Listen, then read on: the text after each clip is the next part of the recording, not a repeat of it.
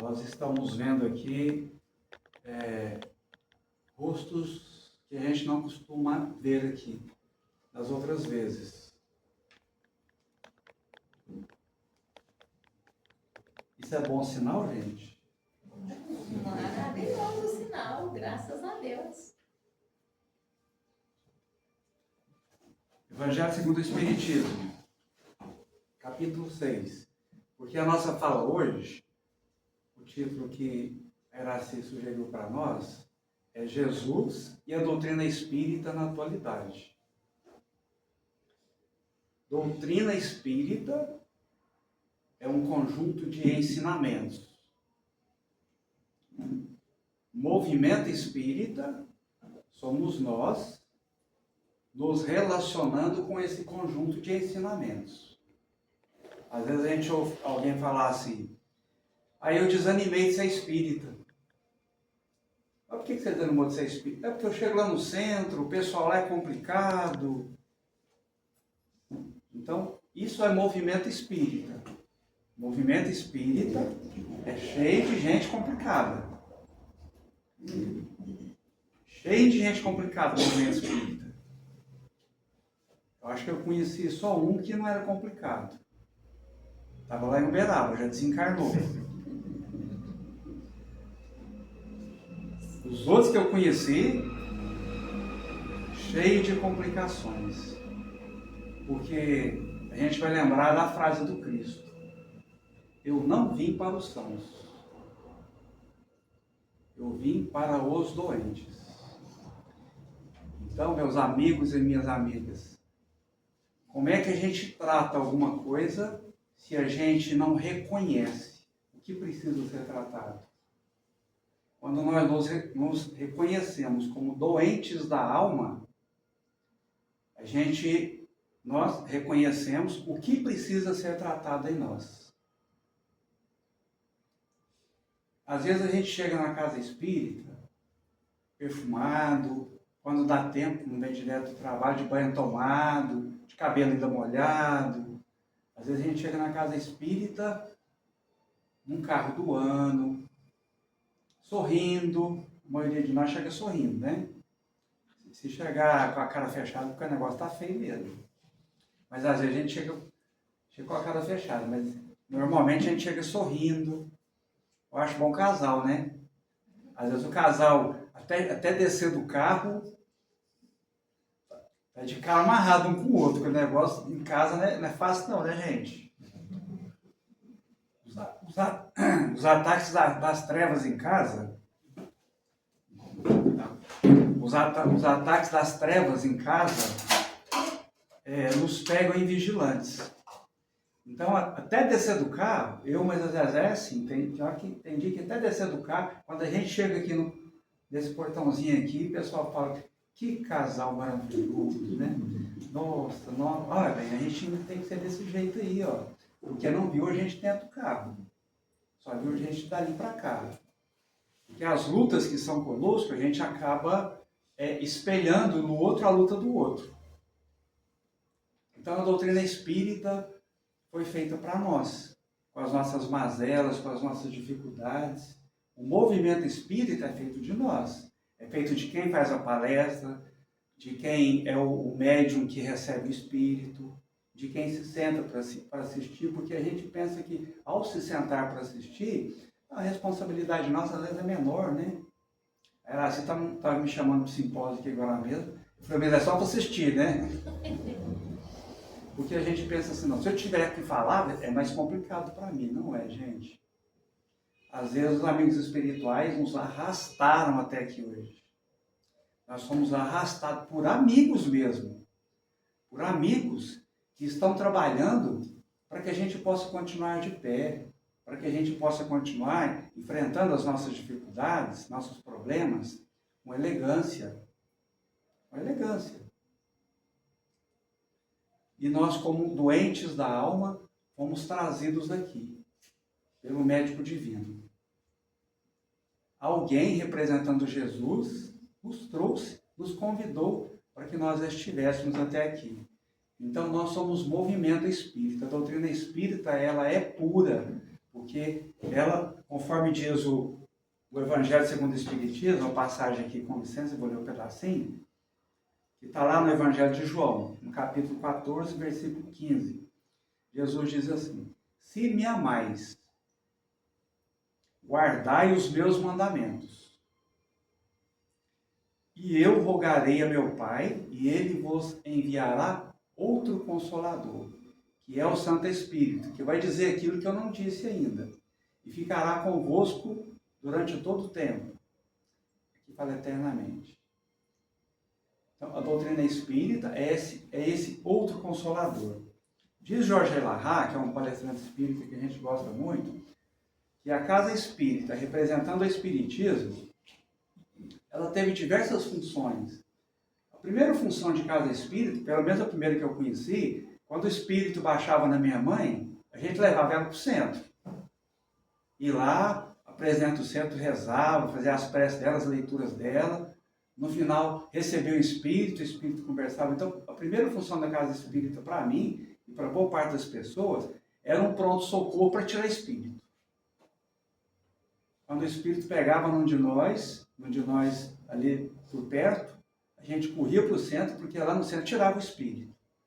Então, a primeira função de casa espírita foi esse contato com os espíritos. Depois, a casa espírita teve a função de, fora da caridade na salvação, e a gente entendeu que caridade era dar sopa. Era mais fácil, né? Eu estava ouvindo o Jorge Elahá, esse palestrante, até hoje eu estava ouvindo uma palestra dele quando ele fala a respeito.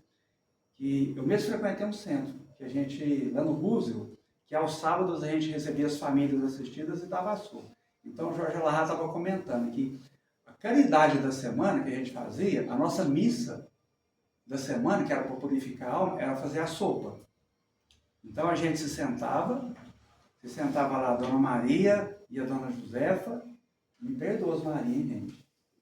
Sentava a Dona Maria, a Dona Josefa, para cascar batata, e um olhava para o outro e falava assim: cadê a implicante? Não veio hoje, não?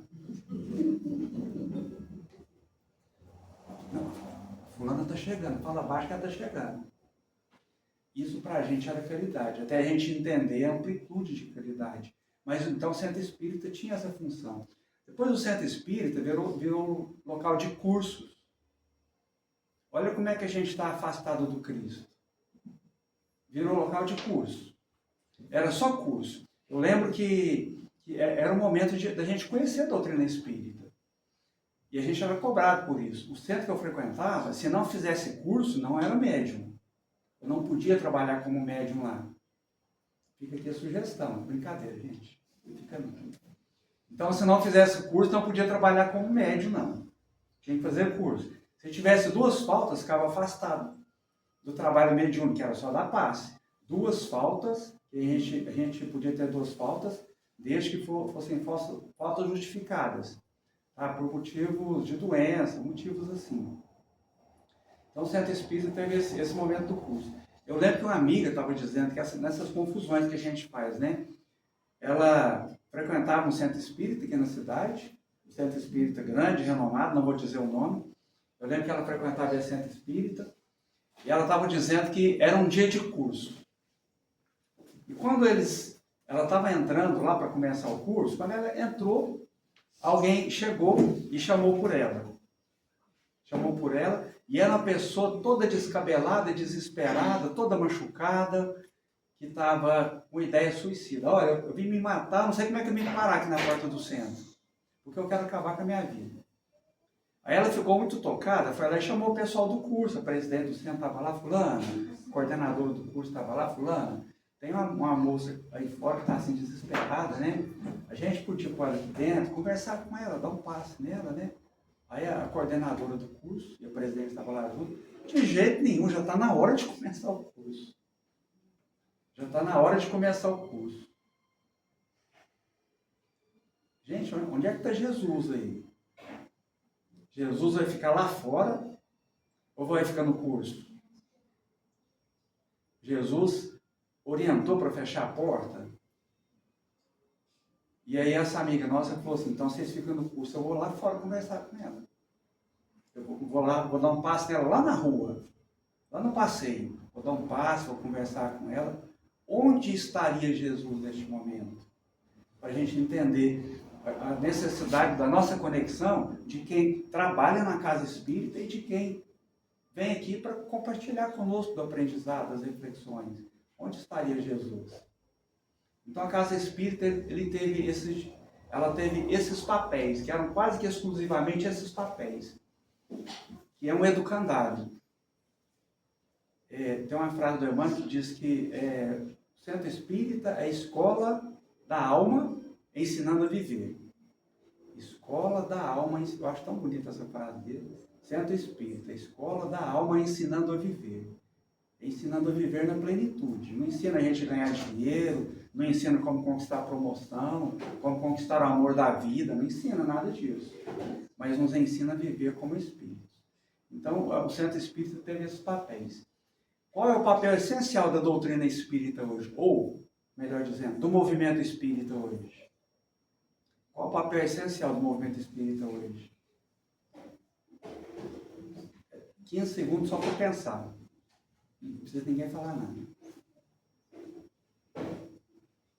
Se parar tudo e continuar só com isso, chama-se acolhimento. Acolhimento. Ser visto. Porque a gente chega aqui, às vezes, chega na casa espírita, o trabalhador mesmo, chega na casa espírita, gente, nós chegamos com os pés sangrando. Porque a gente tem que passar por caminhos que a gente não gostaria de estar passando. Mas os nossos compromissos espirituais são grandes. Amigos espirituais foram avalistas nossos para que a gente reencarnasse, para que a gente estivesse aqui, para que a gente caminhasse de uma maneira diferente da qual a gente caminhou durante milênios. E quando chega aqui para refazer esses caminhos, nós não nos preparamos, os nossos pés sangram, os nossos ombros doem com as cruzes que a gente carrega. E as cruzes mais pesadas não são as de fora, não. Alguém vai pensar no marido, né? Meu marido é a cruz mais pesada, a minha sogra. Não, a cruz mais pesada são as dores que a gente traz na alma. São as dificuldades que a gente traz da infância. Essas são as cruzes pesadas. Então nós chegamos ao centro espírita, às vezes, nos arrastando espiritualmente. Fisicamente a gente faz força e chega.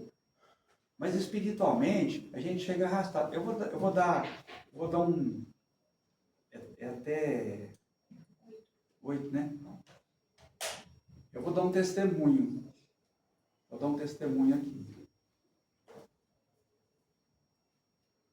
Eu fui fazer um encerramento da Semana Espírita, porque um amigo não pôde ir, e me convidou em cima da hora. Você pode ir lá em Monte Alegre, Semana Espírita? Eu não consigo ir. Quando um amigo fala assim pra gente, em cima da hora, a gente fica até com raiva dele na hora, né? Mas a gente sorri no telefone e fala, vai, né? Fui lá, né? Em cima da hora. Em cima da hora, assim, faltava 2 dias. A gente foi lá, chegou lá, a cidade é bem pequena, né? Monte Alegre. Então tinha lá 50, 60 pessoas no encerramento, os espíritos da cidade estavam lá se reunindo, e a gente foi falar num tema que chama Atravessando Abismos, que é o que a gente faz na vida, né? Acho que eu nunca falei esse tema aqui, então eu quero vir falar esse tema aqui um dia. É atravessar os nossos abismos, né, gente? Na encarnação a gente atravessa, e fora dela também, né? A gente acha que vai desencarnar e está tudo resolvido, não está, né?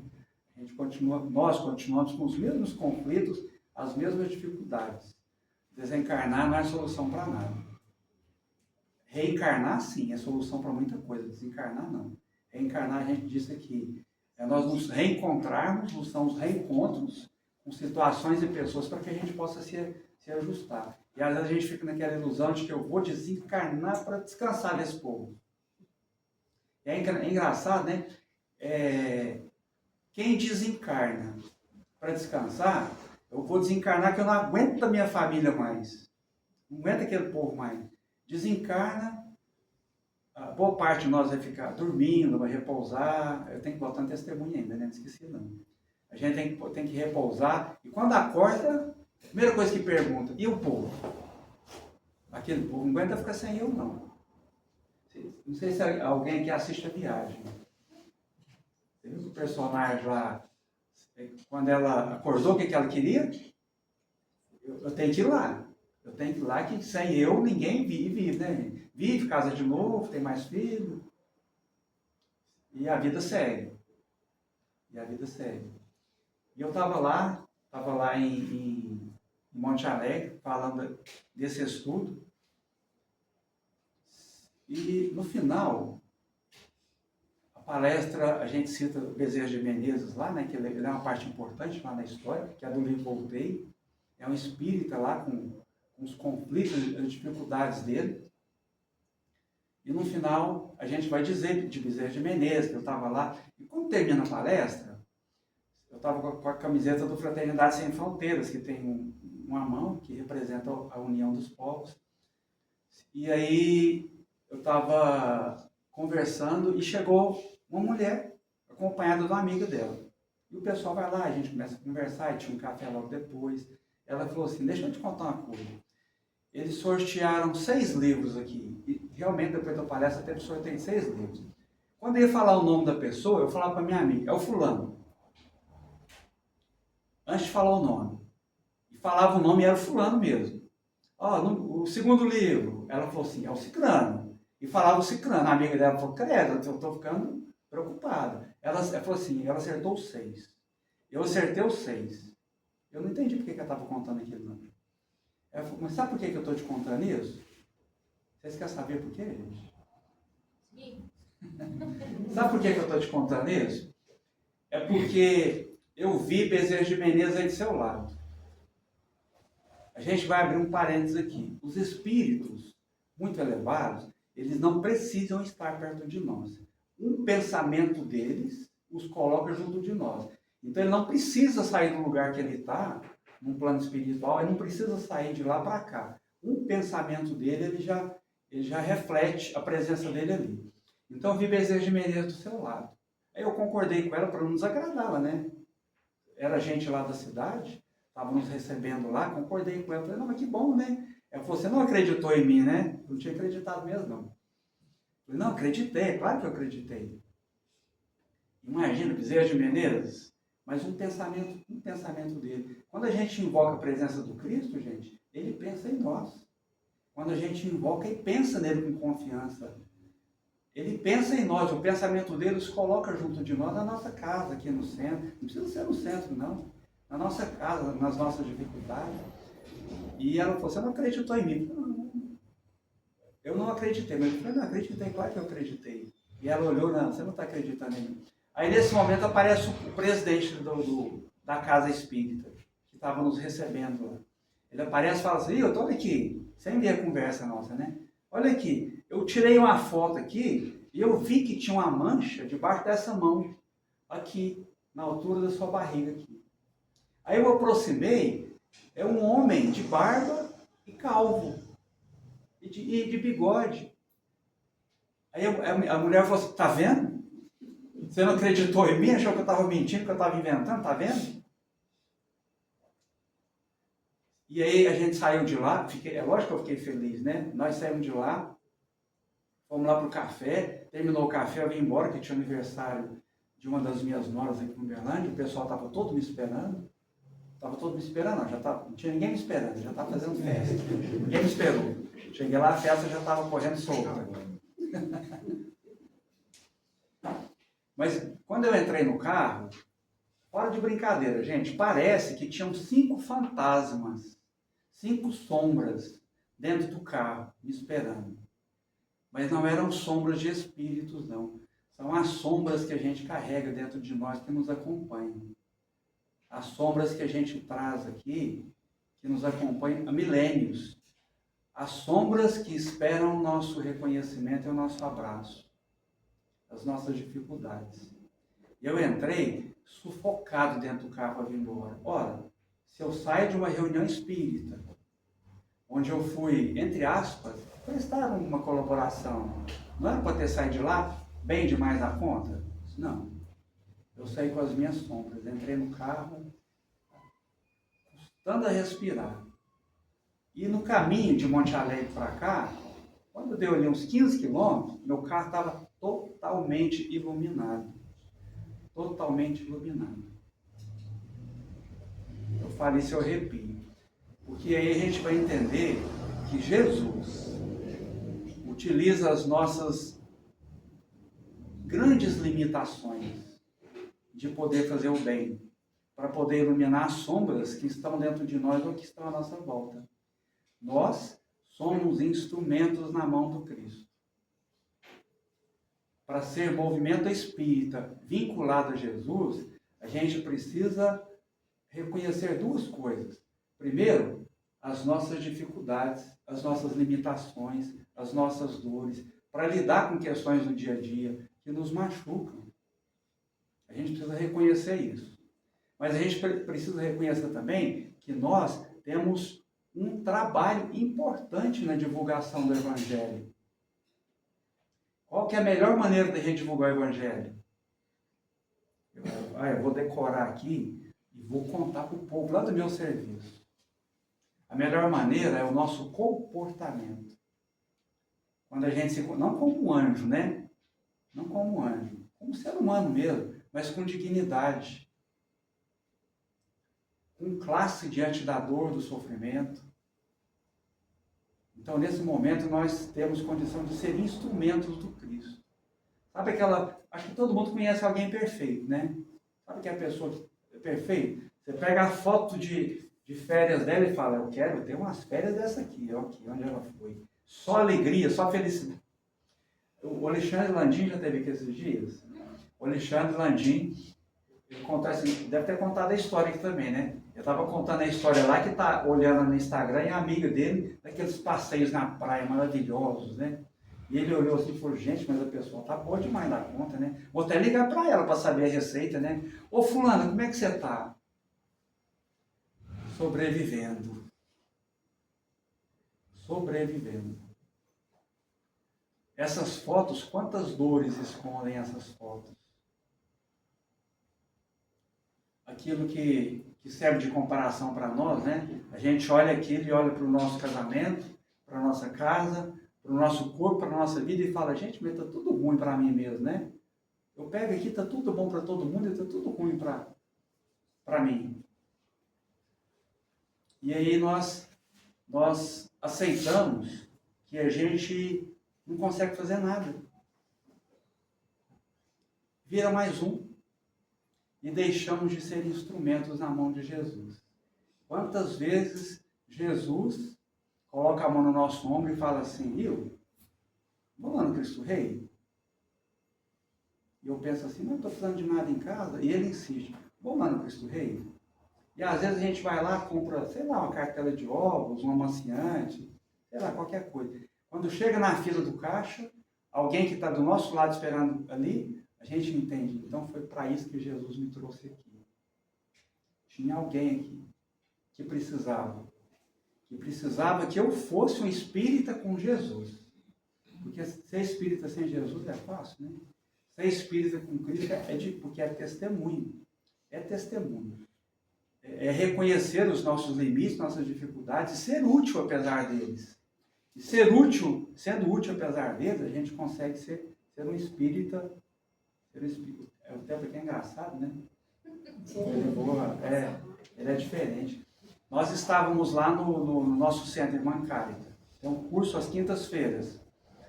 Nosso estudo lá era do livro dos Espíritos, né? Para vocês terminarem, dos Espíritos. Vocês terminarem aqui há pouco tempo. A gente estava lá no curso, e aí chegou um rapaz para participar do curso, disse que o Renner, que é um amigo nosso aqui de Uberlândia, convidou ele para ir lá, recomendou ele ir lá, porque ele mora lá perto, e ele foi lá. E aí a gente está lá conversando, e lá no curso a gente faz assim, no nosso curso, pelo menos no livro dos Espíritos, faz assim, cada um lê 3 questões, estava lá, nosso curso lá dá, muita gente está no curso, gente, 6, 8 pessoas. 6, 8 pessoas, então nosso curso é muita gente mesmo.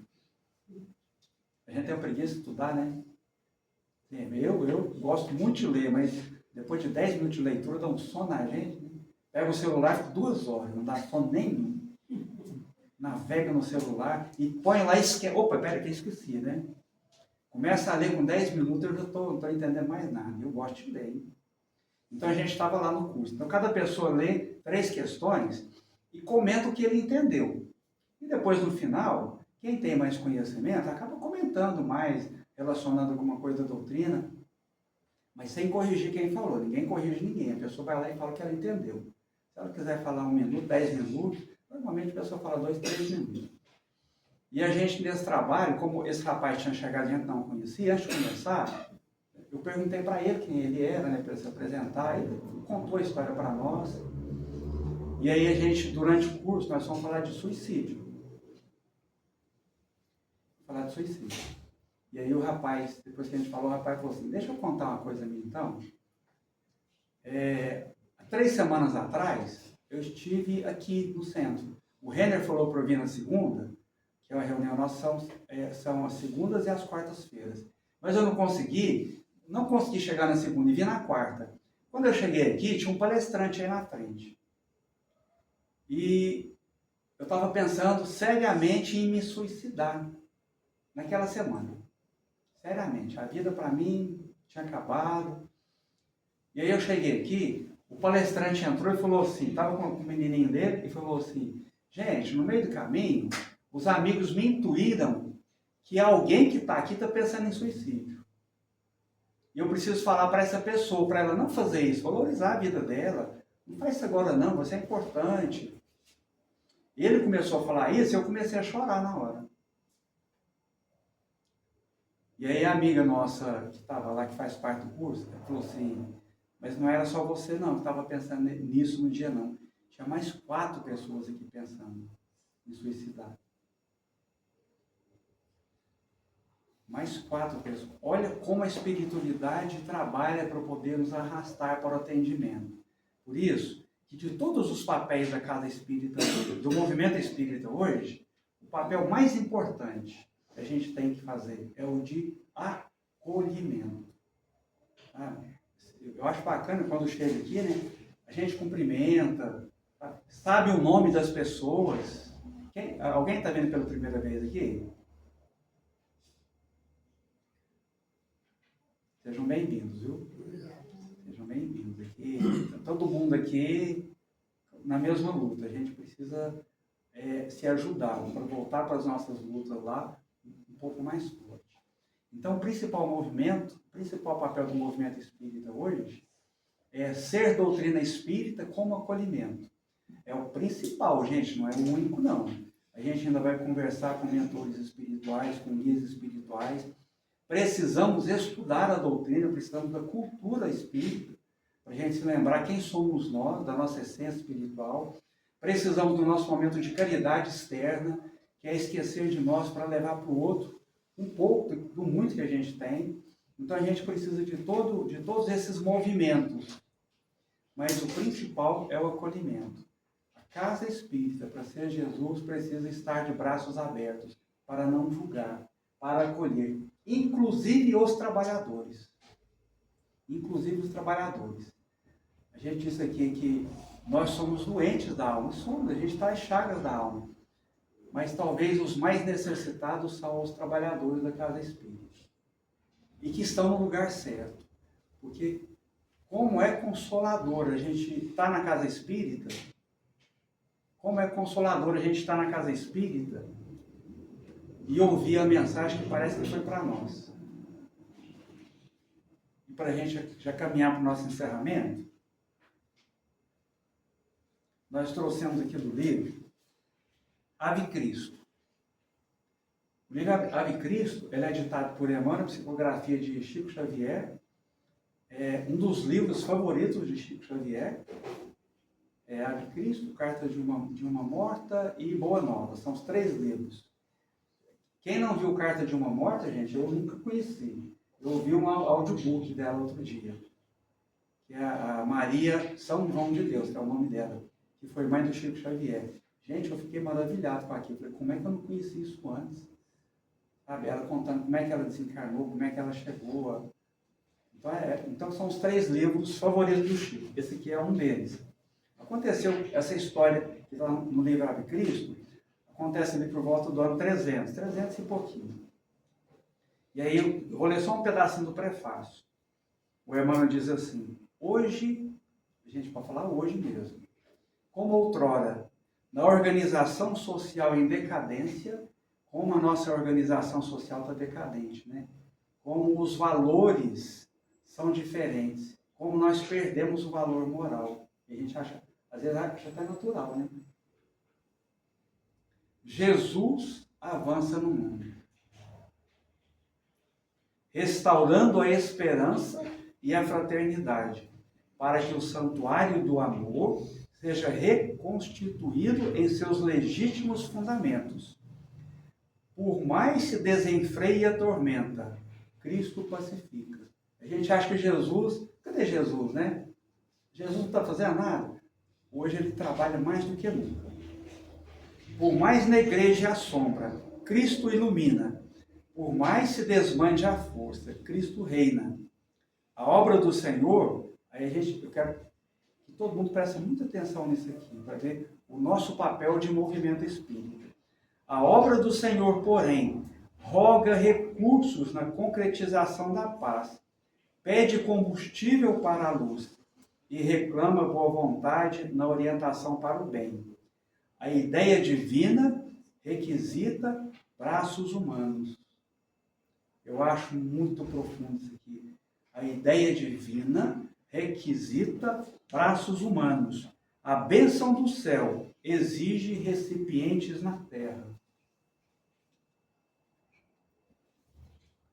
Nós, com as nossas dores, com os nossos pés sangrando, com as costas machucadas das cruzes que nós carregamos. Como diz Chico para nós, o espírita verdadeiro é aquele que chora sozinho, chora escondido e vai atender a multidão sorrindo. Ele fez isso várias vezes. O que ele quis dizer com isso? Ou o que ele diz com isso? Você tem as suas dores, são suas dores, dói, chora mesmo, sem se desesperar, mas vai atender a multidão sorrindo, porque o remédio está onde? No atendimento da multidão. E que multidão é essa, gente? A multidão que está lá dentro do nosso campo familiar. Às vezes a gente acha que a multidão é eu sair de casa para ir atender o povão. A multidão é uma ou duas pessoas que estão lá dentro da minha casa, reencontrando comigo, para que a gente possa aprender a amar de verdade.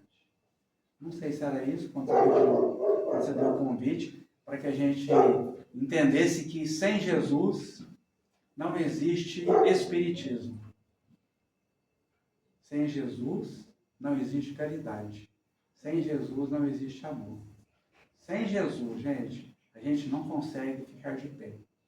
Não consegue ter classe para caminhar o que a gente precisa caminhar. Agradeço a atenção de todos e a vibração de todos.